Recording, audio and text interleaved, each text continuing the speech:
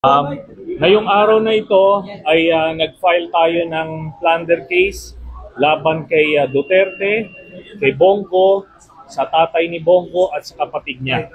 Ito ay tungkol sa 7 billion pesos worth na infrastructure projects na inaward nila Bongo at Duterte doon sa tatay at kapatid ni Bongo, at ito ay bawal at covered ito sa plunder law. Okay, 7 billion pesos ito at nagsimula ito nung mayor pa si Duterte hanggang nagpresidente.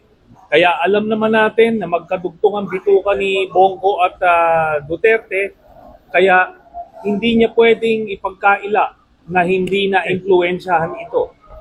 Tapos nung senador na si Bongo, ganun din. Kahit na senador siya, siya pa rin ang nag-a-act as the alter ego of Duterte's. Talagang siya pa rin yung special assistant. Kaya ito ay maliwanag na violation sa ating batas at kaya natin siya nakasuhan.